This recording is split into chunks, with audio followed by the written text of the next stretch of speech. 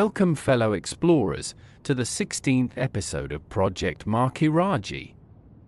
In this episode, we are going to explore the continental collision between Dexterra and Nymphus and the resulting chaos among their respective biospheres.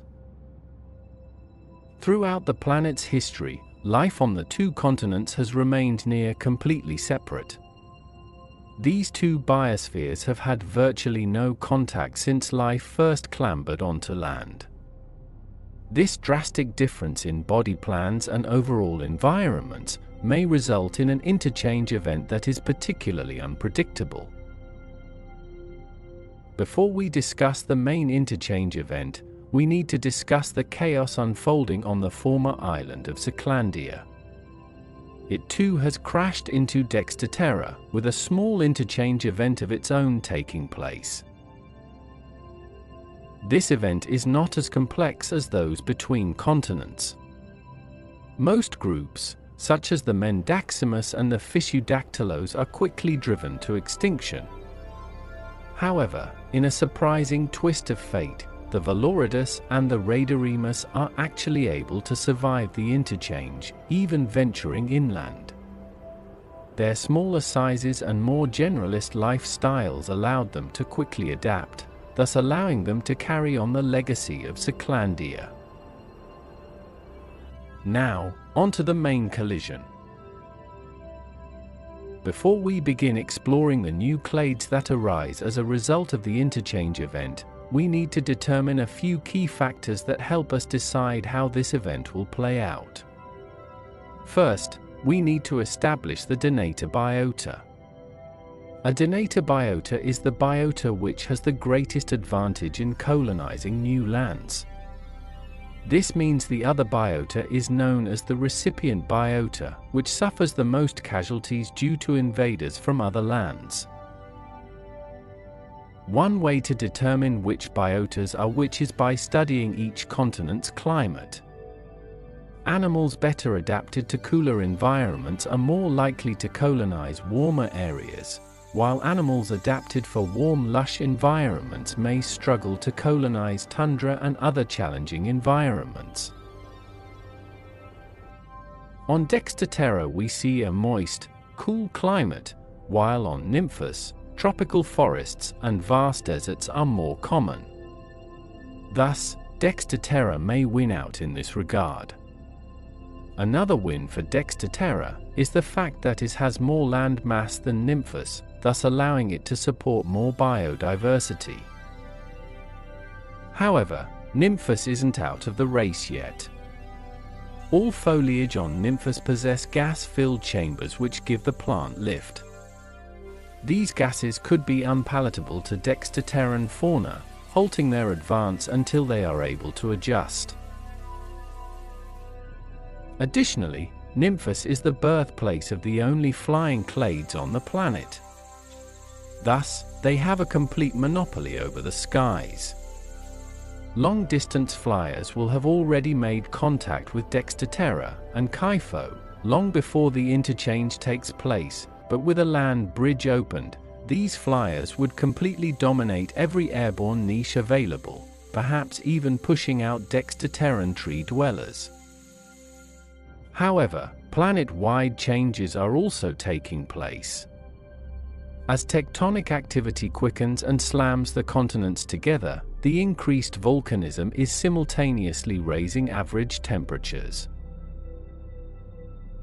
With all these factors taken into account, this interchange is likely to be highly unpredictable, with animals not only having to face new flora and fauna, but also new environments that are created due to the interchange. Herbivores seeking new feeding grounds would be the first to cross the land bridge. Dexterran herbivores may find it hard to invade the new lands, as they aren't equipped to metabolize the gases of Nymphus plants. This would give Nymphus life a head start on Dexterra. However, as they cross over to Dexterra, they would face heavy competition. Larger megafauna may be stuck in constant competition with other clades, however more generalist life may squeeze through the cracks. One reason this interchange is especially unpredictable is because these clades have been separated since life first invaded land. They are completely alien to one another, having entirely different evolutionary histories. And some creatures may use that fact to their advantage. Perhaps a smaller group of Lingari discovers an opportunity in this alienness.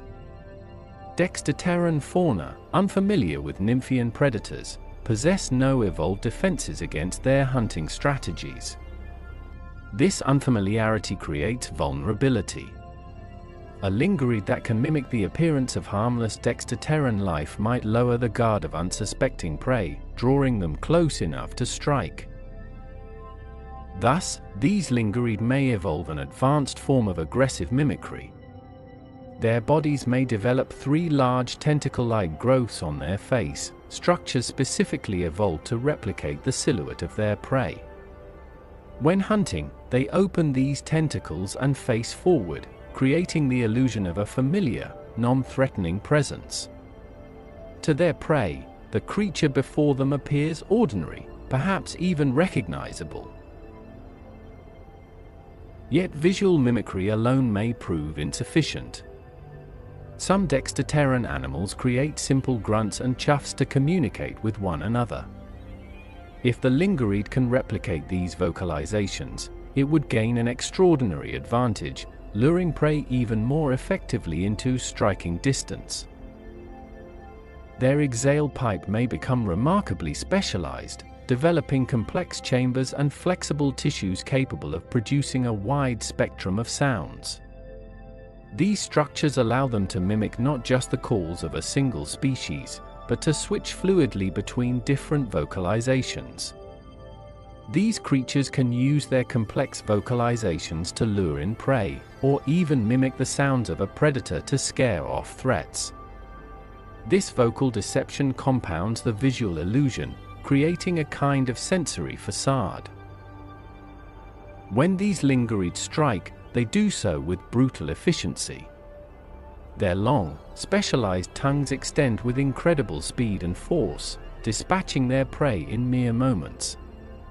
This hunting method is devastatingly effective. Prey cannot defend against what they do not recognize as a threat. We will call these unsettling mimics the Voltri dax. Dexterterran herbivores are still held back by their metabolism, which remains unsuited to digest foods with such high gas content. Yet smaller, more specialized clades may be able to adapt more quickly. Perhaps certain corpodont species find a foothold in the dense equatorial rainforest that blankets the land bridge. Larger herbivores are hindered by the dense undergrowth, but corpodonts are already adapted for forest life. They may feed carefully around gas sacs, their smaller size granting them the precision needed to avoid harmful gases. Over time, their digestive systems may gradually adjust to a gas-filled diet. Perhaps they develop specialized chambers where gases can be funneled, metabolized, or safely released. Once this adaptation takes hold, the corpodonts would become unstoppable. Their generalist feeding strategy allows them to spread across the continent with remarkable speed, and the greater stability granted by their 6 legs gives them an advantage when contending with native Nymphian species. Their mouths may elongate into a tube-like structure, allowing them to dig and root in soil to supplement their diet. With these new adaptations, these corpodonts will be able to spread across almost all of the continent, putting pressure on native species. We will call this adaptable new group of herbivores the Tulsa stoma.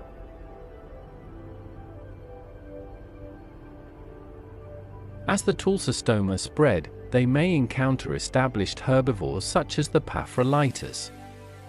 Rather than partition their ecological niches, the intense pressures of the interchange could force these clades into inescapable competition. The Paphrolitus are already a well-established clade across Nymphos, while the Tulsa stoma represent a newcomer still finding their place. The advantage, however, lies with the invaders. Their six-legged stance provides far greater stability and energy efficiency compared to the Paphrolitus's two-legged gait. More importantly, their bones are denser and more calcified, allowing them to support significantly larger frames without structural compromise. As some Tulsa stoma increase in size, these advantages will become decisive. They may begin outcompeting the Paphrolitus across the continent, their greater stability and mass allowing them to outcompete the Paphrolitus for food and space. This competition may continue until the Paphrolitus are driven to extinction. Yet these creatures' growth will not continue indefinitely. The Turrolitus, being the largest creatures on Nymphus, represent another potential competitor. However, with the Paphrolitus removed as a source of competition, the selective pressure driving larger sizes may dissipate. Thus these creatures may remain in the niche the Paphrolitus once held. We will call these emerging giants the Gigalostoma. As Dexterran life adapts to metabolize the gases of the flora on Nymphus, they may begin to overgraze on the new food sources. Plants on Nymphus do not have bark, as they do not need it for structural support. The native fauna evolved alongside these plants, and thus a balance was kept. However, these new arrivals may prompt the evolution of new defense mechanisms. As previously stated, bark serves little purpose in the structural support of Nymphaean plants, their gas-filled chambers granting them buoyancy without the need for additional scaffolding. Yet bark might serve another function entirely: as a shield against herbivores. Some plants may begin developing this protective barrier. Specialized cells within their tissue may surround themselves with a thick, resilient polymer. Once fully encased, the cells are cut off from the flow of oxygen and die. The dead cells migrate outward, forming a hardened shell that insulates the living plant beneath. This process creates a perpetual shedding cycle. As new protective layers form beneath, the outer bark falls away. In some species, this shedding may become synchronized. Populations of plants shed their bark in unison with one another, a coordinated defense that overwhelms herbivore populations. The plants grow rapidly and expand significantly before hardening their new protective layer. This gives herbivores a specific window of time in which these plants are exposed, perhaps resulting in annual gatherings of massive herds that all feed on these plants. We will call these armored plants the Libellulifera.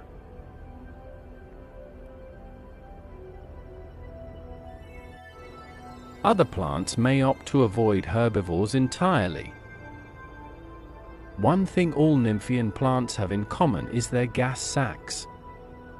However, some make use of them more than others. For example, the Mixotangile occasionally form mats of floating vegetation, and the Alaridifera float above vast oceans. Both of these clades use their gas sacs to float, but sooner or later, they have to come down. But one group of Mixotangile may never come down. With increasing pressure from new herbivores, some groups may lose most of their main plant body, instead becoming one large gas sac floating above the ground. Thicker skin would lessen the probability of their gas sac being punctured.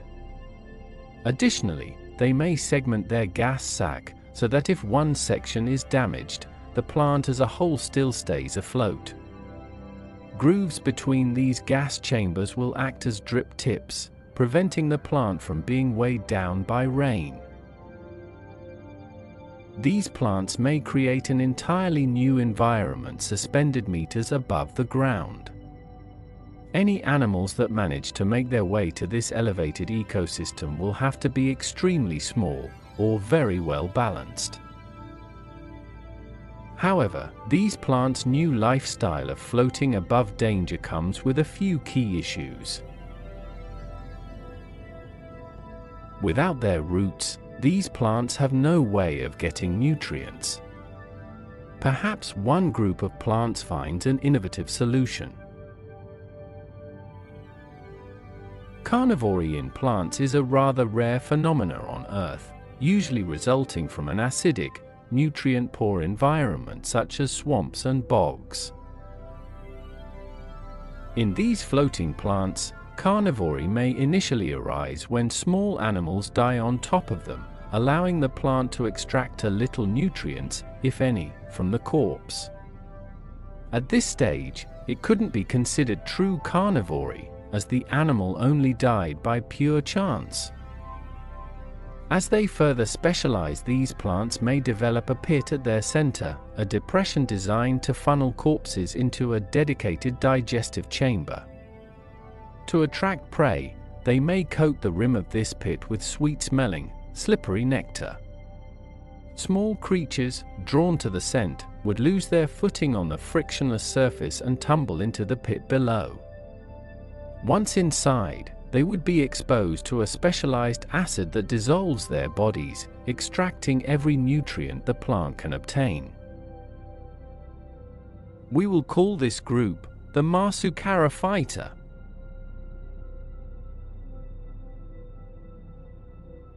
However, this isn't the only way for these plants to obtain nutrients. Perhaps an early offshoot from the carnivorous lineage uses their pits for a different purpose. Animals more specialized for eating nectar are more likely to spend their time on these plants. And that increases the chance that the animal will be there when it relieves itself. This fertilizer contains everything the plant needs to stay afloat. As these plants continue to specialize alongside their animal assistants, their pit may become a hole, going all the way through the plant. This hole, although seeming counterintuitive, has a derived purpose. If and when an animal enters the hole, they will be pushed into an open chamber. This chamber is full of succulent nectar, more than the animal knows what to do with. As the creature gorges itself, the plant closes up, trapping the animal inside. This provides the creature with a safe space and essentially unlimited food for the time it stays with the plant, once again, increasing the chance the animal will leave droppings. When the animal wants to leave, its only option is to exit via a bright blue tube.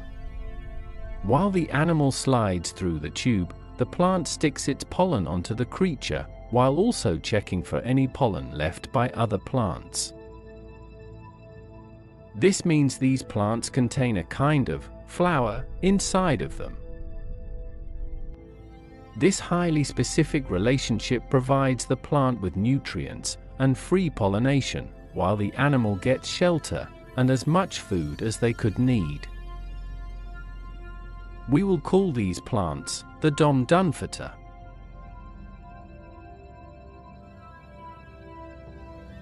The first creatures to colonize these floating forests would be flying ones.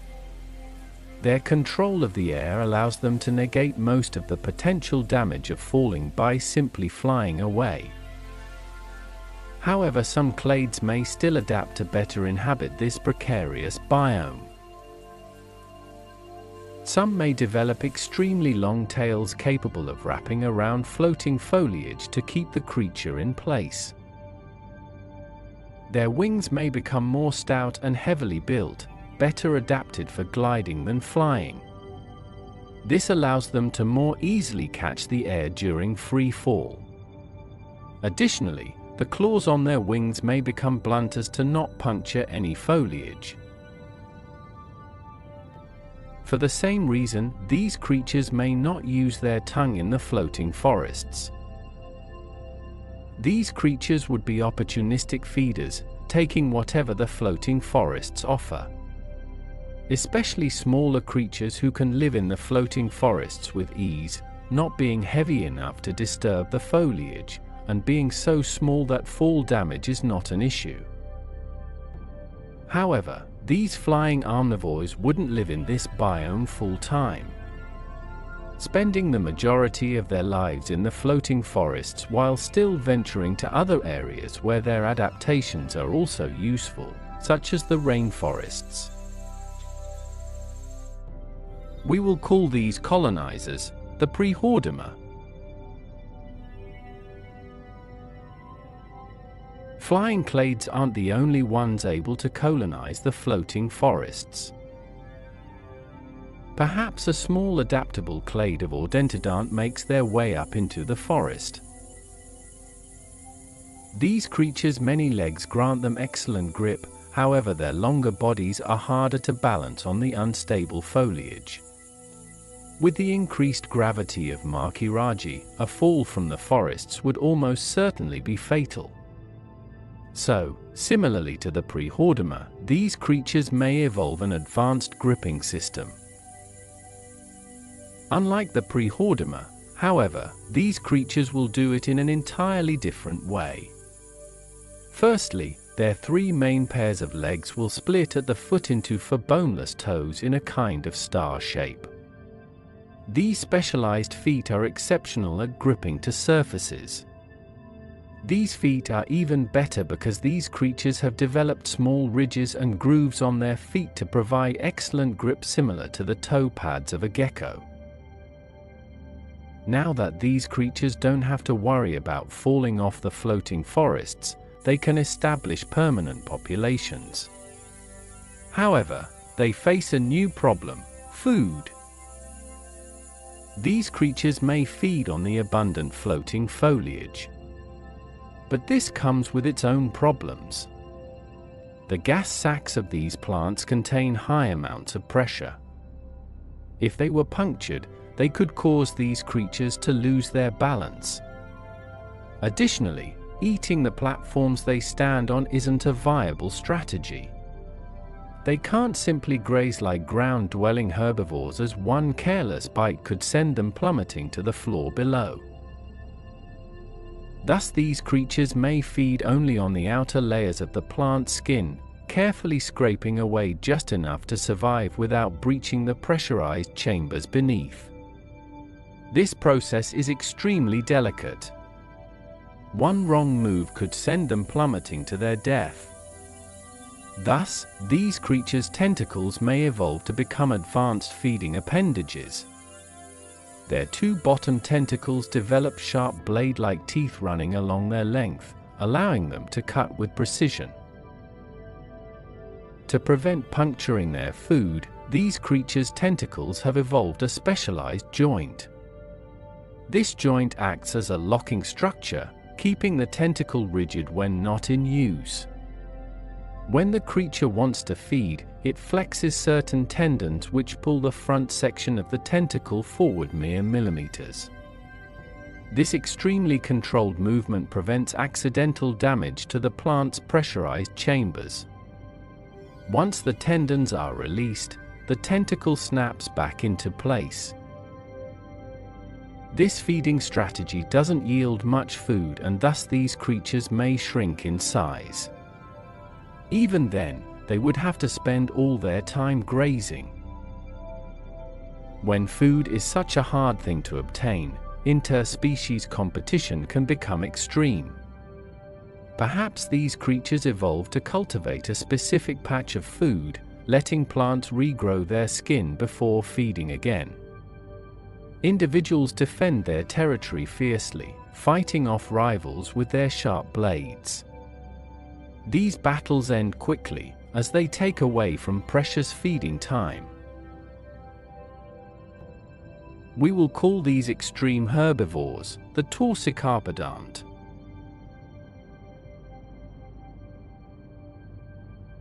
Predation in the floating forests is an exceedingly risky endeavor. Any predators inhabiting this biome couldn't chase down their prey, as the force of running would surely disrupt the plants. And even if they did manage to catch prey, the struggle afterwards would almost certainly lead to one or both falling off of the biome. However, there is one predator that may find great success here. The Trampetolassa are able to soar above the floating forests in search of prey, not having to worry about falling or disturbing the vegetation. So, they are able to simply swoop down and swallow whatever creatures they please. This may lead to the Trampetolassa becoming the dominant predators of this ecosystem. The formation of one biome can also lead to the creation of another. The floating forests blanket vast swaths of land, but they only float over the surface. This causes the area under the forests to be blanketed in constant darkness. The roof of this biome, made up of various species of floating flora, is constantly shifting and moving, meaning light is always an unreliable resource. Thus very little if any photosynthetic life can grow in these areas. Additionally, the forests trap moisture under them, blanketing these regions in a perpetual fog. This combination of unorthodox traits will give this new biome, which we will call the Darklands, an eerie atmosphere. As previously stated, the Darklands aren't very hospitable to photosynthetic life. Thus the terrain is mostly barren rock and soil. However, one clade of Terra Tegro may find a way to survive. Sunlight is an unreliable resource, thus these plants may change feeding strategies. Many creatures fall from the floating forests above, often dying on impact or shortly after. Their bodies provide valuable nutrients, which could serve as a substitute for sunlight. Thus these plants' roots may adapt to grow outward rather than downward, granting them a wider area in which they can detect and process bodies. The floating forests also block most wind, especially in the innermost regions of the Darklands, making a deep burrowing root structure less important. However, there are bound to be many scavengers in the Darklands searching for the same carcasses these plants rely on, and their roots cannot grow fast enough to decompose bodies before they are taken. Therefore these plants may evolve a new type of root reminiscent of slime molds on Earth. When these plants detect food, they send out scout roots with very little in the way of a structural membrane. These tiny scout roots latch onto any food they find and begin sending nutrients back to the main plant.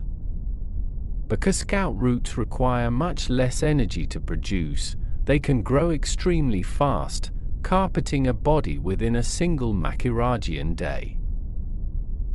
Without the need for sunlight, these plants have lost the ability to photosynthesize entirely, adopting a jet black coloration.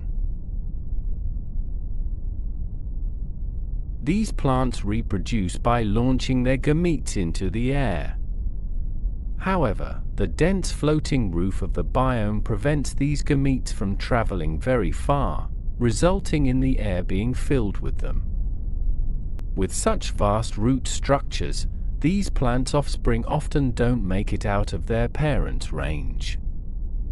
Thus these plants may pivot to primarily asexual reproduction, growing new plants from their roots and only using sexual reproduction occasionally. We will call these vast, flesh-eating plants the Makirraji. As mentioned before, the Makirraji aren't the only life forms on the lookout for carcasses. Animals living in the Darklands will have to adapt to the moist, uneven ground, lack of substantial food sources, and most obviously, the lack of light. Any scavengers in this biome would find life hard, even harder than desert scavengers. With the roof of the forest keeping wind out of most of the Darklands, they cannot rely on smell to locate food, and the constant darkness makes sight unreliable as well. Scavengers cannot risk wandering aimlessly, as it expends too much precious energy.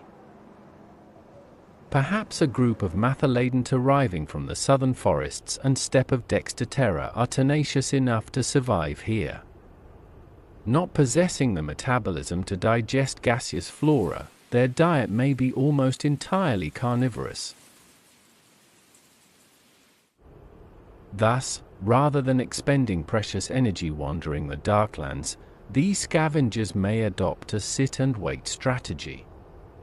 They position themselves facing upward, observing the roof of the biome for any falling animals, and may develop extremely light-sensitive eyes capable of spotting even the slightest movement in the floating forest above.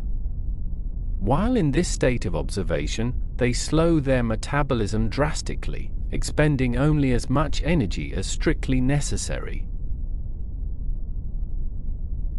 Very little can pull them from their trance. Even if a creature were to walk right by, they would not move an inch, stirring only if food falls from above or if directly disturbed. Once food does fall, these creatures break their trance and race to claim the body as quickly as possible.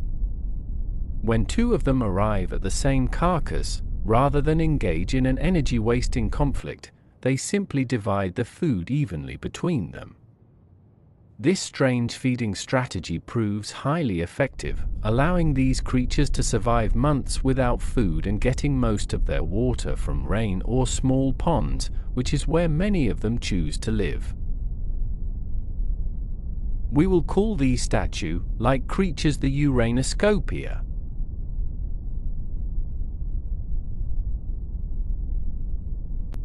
Scavengers won't be the only creatures wandering the Darklands. When the island of Clandia collided with mainland Dexterra, many of the island's inhabitants didn't survive. However, the adaptable Raideremus and their relatives were able to carve out niches on the mainland thanks to their unique adaptations. Perhaps one group expands into the Darklands, which have become widespread due to the success of the floating forests across both continents. With very little competition, these Raideremus will have a much easier time adapting than their relatives elsewhere on the mainland. As previously established, sight and smell are unreliable methods of finding food in the Darklands. Thus, these creatures may lose their sight entirely. Without it, they likely couldn't survive anywhere else, making them endemic to the biome. In place of sight, these creatures may turn to touch as their primary means of sensing the world. Their frontmost limbs may split into complex sensory structures used to feel out the area ahead of them, packed with mechanoreceptors that can pick up on even the smallest detail. Their diet may consist entirely of vegetation. Having evolved from Clandian ancestors, they are able to metabolize the gases in native flora, and can consume Dexterran flora as well. In the Darklands, they may find themselves feeding mainly on the roots of the Makirraji. Since those roots are so vast, feeding on them likely does little damage to the plant as a whole. Unlike the Uranoscopia, these creatures can afford to wander and expend energy freely, as their food source is far more abundant. We will call these strange creatures the Palangeremus. In the Darklands, predators will have a difficult time surviving. Prey is few and far between, and failed hunts consume an extraordinary amount of energy. If a predator fails its hunt, it may not have the energy needed to try again, resulting in the creature starving to death. Therefore, predators in these biomes are incentivized to end every hunt successfully and as quickly as possible, saving as much energy as possible. But the hunt cannot begin until the predator actually finds its prey. And unlike the Uranoscopia, active hunters cannot simply wait around for food to come to them. Thus, any predators living here must be able to cover large stretches of land as quickly and as efficiently as possible. One group particularly well suited to this lifestyle are the Cordidae. These predators already have the necessary adaptations to move at high speed, and their efficient breathing system will serve to conserve energy on the long search for prey. Even during the day, some light seeps in through the roof, which extremely light-sensitive creatures such as the Uranoscopia are able to detect. A key aspect of a swift hunt is the element of surprise, but in the Darklands there is no foliage to conceal a predator. Thus, in order to achieve the complete element of surprise, these creatures may adopt a form of camouflage. However, simply adopting a black coloration isn't a viable strategy. The creatures of the Darklands are so light-sensitive that they could easily pick out a simple black predator. So, these creatures may develop the blackest of black colors. At a microscopic level, black coloration works through pigment, molecules that absorb incoming light rather than reflecting it back. The darker the animal, the more light is being absorbed and the less is bouncing back to a viewer's eye. But even the blackest pigment still reflects a small amount of light, leaving a predator faintly visible to sensitive eyes. So rather than simply relying on pigment, the skin itself may be restructured at a microscopic level. By packing the pigment-containing cells into a dense, continuous sheet and tuning their size and shape to an optimal geometry, any light that isn't immediately absorbed by one cell is scattered sideways into its neighbor, where it gets absorbed in turn. Light has essentially no way out. This is precisely the strategy independently evolved by multiple lineages of deep-sea fish on Earth, who face a remarkably similar problem, hiding in a near-lightless environment from creatures with extraordinarily sensitive eyes. Their ultra-black skin reflects as little as 0.004% of incoming light, rendering them functionally invisible. With this adaptation, these Cordidae can move through the Darklands almost completely undetected. But camouflage alone does not make a successful hunt. These creatures also need to be able to dispatch their prey quickly, and on the first attempt. A broken weapon, or a prey animal that manages to flee, could mean the difference between eating and starvation. Their ancestors already possessed a claw at the end of their feet, however in its current state it wouldn't be able to end a hunt efficiently. Thus, these creatures' claws may become extraordinarily long and sharp. But for their claws to remain this sharp, they need to be kept off the ground. On Earth, some animals solve a similar problem through knuckle walking, redistributing their weight so that delicate structures don't make contact with the ground. However, in these creatures it may work a little differently. Their toes have no joints, supported instead by a single bone. In these predators, that bone may elongate into a curved structure, jutting upward from the base of the foot, keeping the claw raised and ready. The bone can be moved by flexing tendons in the foot, driving the claw forward with impressive speed. In addition to their deadly claws, the tooth on their tongue may also elongate into a needle-like point. This raises the question of how these creatures actually store such extravagant weaponry. Most of their relatives possess a tough palate near the front of the mouth, against which they rest this tooth.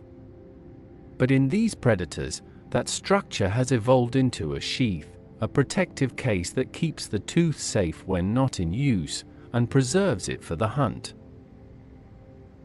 However, their tongue is so fragile that it is only used strictly as a finishing strike, similar to how Smilodon and other saber or scimitar-toothed cats are thought to have used their teeth. And now that these creatures have the camouflage and the weaponry to achieve the perfect hunt, they only need one more piece: the strategy. These predators have also developed a highly advanced brain, allowing them to make calculated, strategic decisions, predicting and manipulating their prey's movements rather than simply chasing them down. A hunt begins when the predator finds a target. At first it will stalk the prey at a distance, observing its behavior, using the fog and its camouflage to remain completely undetected. Once the predator is satisfied with its reading, it moves to the next phase, circling the prey, intentionally making noise while remaining concealed, herding it into motion. It is only once the prey begins to flee that the predator truly attacks. Because when prey is running, they cannot defend themselves. The predator closes from behind with remarkable speed, using either its claws or its tongue to pierce through in a single, decisive blow. We will call these terrifying predators the falxaderapard. Their hunting strategy may prove so effective that it actually allows them to spread beyond the Darklands entirely. However, most of their adaptations are tuned for a dark environment, and so outside of the Darklands, they may only feed at night. Outside of the Darklands, other predators are evolving. Some of the most fierce competition seen during the interchange will be that between predators. As both sides attempt to take advantage of new resources, territory, and prey, they will be placed in direct competition with other predators who occupy the same niche on the home continent. This leads to little room for compromise. Predators coming from Dexterra have the advantage of more legs, which grant them greater stability, and the ability to attain larger sizes. This makes them more suited to hypercarnivores' niches. This gives clades such as the citadant, previously adapted for hunting smaller game, the foundation to begin competing with some of Nymphus's dominant predators. However, in their current state they are still outcompeted by apex predators. To better compete, they may develop bulkier legs, less adapted for running, but better suited for grappling with the largest prey both continents have to offer. Their body may develop a large hump near their heads, made up of elongated vertebral spines that serve as sites for muscle attachment, a solution convergently arrived at by many large predators throughout Earth's own history. This allows especially their frontmost legs to be extremely powerful. In a similar manner, these creatures' skulls may enlarge, with their bottom tentacles shrinking to make way for increased jaw musculature. While on the top of their head, their uppermost tentacle has also dramatically increased in size. These adaptations give these creatures an extreme bite force. However, their bite would be useless if they didn't have any dentition to inflict damage. Thus, these creatures may become some of the only sequidants with teeth. These teeth would be extremely simple, like that of most reptiles, with all of them being the same shape and fulfilling the same function. This is called homodonty. With their heads so heavily armed, their forelimbs may not be of as much use, shrinking to give way to even more leg muscle. This loss is hardly a handicap. Rather than relying on forelimbs to subdue prey, these creatures may employ an ambush strategy, using their powerful front legs to pin struggling prey to the ground before delivering a killing bite. We will call these massive hypercarnivores the Galladaxodont. The Galladaxodont are perfectly adapted to hunt the largest of megafauna. However, this places them in direct competition with the Latanidae. Unfortunately for the Latanidae, it isn't much of a competition. These bulky newcomers have the stability and power to easily fight off competing Latanidae, perhaps, on occasion, even hunting the Latanidae themselves. Alongside other invaders from Dexterra disrupting Nymphus' ecosystems, the Latanidae find themselves squeezed from multiple directions. Over time, their populations decline. While isolated groups may persist for a time, they will eventually face extinction. With the influx of new predators, some Nymphian natives may devise a strategy to defend themselves. On Earth, a remarkably similar situation unfolded during what is known as the Great American Interchange, when the formation of a land bridge connected North and South America around 2.8 million years ago. South America had been isolated for millions of years, and its native fauna had evolved largely without exposure to the highly competitive predator groups of the North. Then, almost overnight in geological terms, animals like saber-toothed cats and short-faced bears poured in. The native prey animals had never encountered anything like them. The glyptodonts, large, armored relatives of modern armadillos, adapted.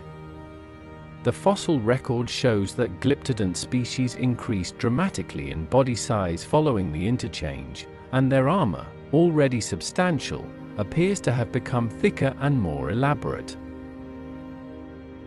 Something similar may occur in a group of ungulateriid. As defense becomes ever more important, these creatures' skin may toughen around their eyes, backs, and intake and exhale pipes. Eventually, some clades may develop small nodes of bone under the skin. These formations are capable of blocking attacks and may prove highly advantageous in the hostile ecosystems of the interchange. These creatures' armor may become more and more bulky, until most of their backs and sensitive areas of the head are covered in these bone nodes. However, this armor can be somewhat heavy, thus these creatures live lower to the ground, with a more stout build. When a predator approaches, these creatures would bunker down, covering their comparatively vulnerable legs and underside with the rest of their body. Any predator that attacks them would find it hard to break through their tough layer of skin, which at maximum can reach up to 10 centimeters thick. The addition of their bony armor makes these creatures almost impenetrable to all forms of attack. We will call these armored beasts the Dermaceidum.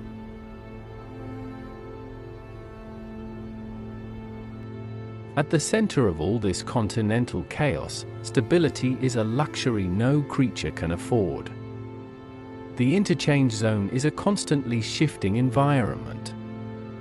With new predators arriving from the other continent with unfamiliar hunting strategies, prey populations shifting as competitors flood in from both sides, and landscapes reordering themselves as the collision raises mountains and reroutes rivers.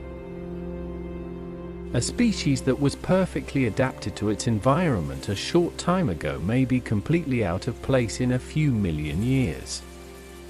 Instinct, so reliable in a stable world, is now a liability. Thus, it is beneficial to be adaptable and able to understand your environment. The first animals to benefit from this pressure are small, social, and generalist, already somewhat flexible in their habits, such as some species of Canteriid. The interchange zone offers no reliable landmarks or familiar territory. Individuals that can build and continuously update accurate mental models of a shifting landscape, remembering not just where food was, but when it was there, what the terrain looked like and how it has changed, survive encounters that kill their less perceptive relatives. This is episodic memory, the ability to store and replay specific past experiences rather than simply accumulating generalized habits. The brain regions responsible for spatial memory and episodic recall may begin to expand. In addition, the new predators arriving through the interchange do not behave like anything these Canteride have encountered before. Their hunting strategies are unfamiliar, and their threat displays are meaningless. Reacting to a predator you don't understand is almost as dangerous as not reacting at all. Individuals that can rapidly build behavioral models of novel threats, quickly learning behaviors, and predict what it is likely to do next before it does it, are better able to survive. This may prompt the evolution of a form of causal reasoning, the ability to connect cause and effect rather than simply respond to stimulus. In an environment this unpredictable, information becomes one of the most valuable resources a creature can possess. If a group mate has already learned that a particular new predator responds to a specific action, that knowledge becomes extremely valuable, but only if it can be transmitted. Individuals capable of more sophisticated communication, of understanding that a group mate knows something they do not, and of learning quickly from observation, gain an enormous edge. But in order to share knowledge, they need a way to transmit it.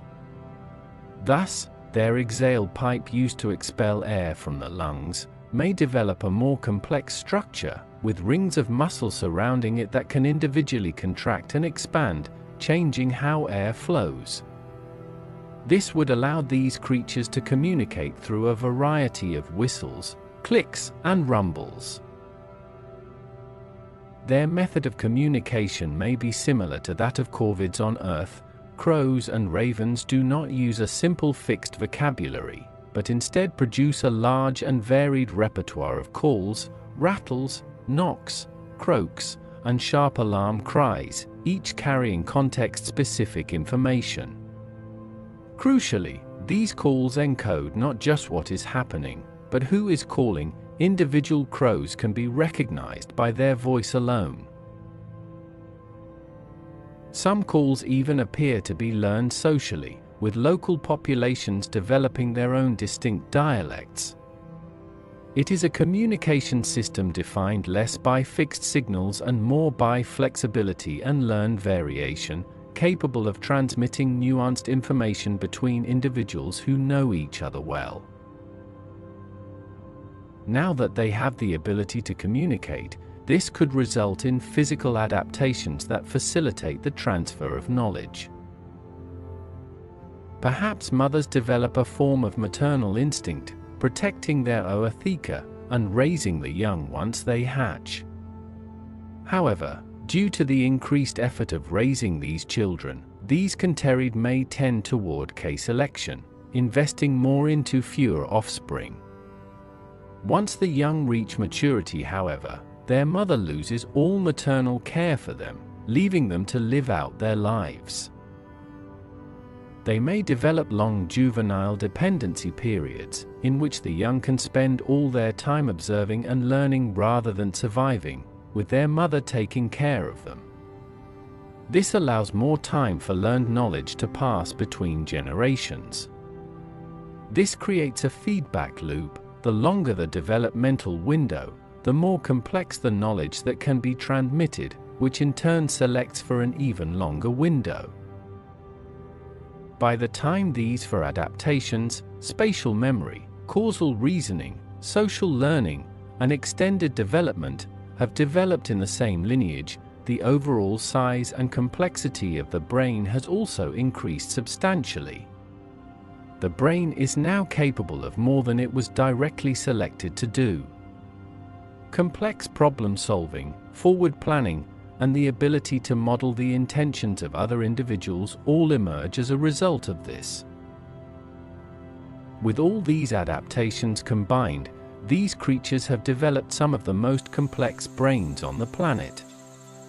Their intelligence is comparable to that of corvids on Earth, capable of recognizing individuals, anticipating behavior, learning novel strategies within a single lifetime, and passing that knowledge on.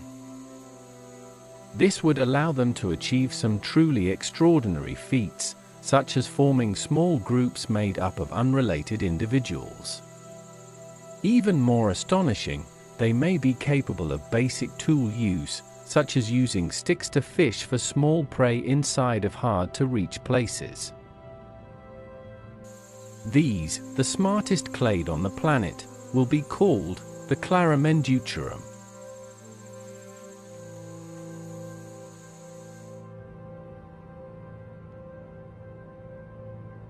It is impossible to catalogue the constant chaos of an interchange such as this, but the developments we've seen today represent the major changes that take place once the land bridge forms.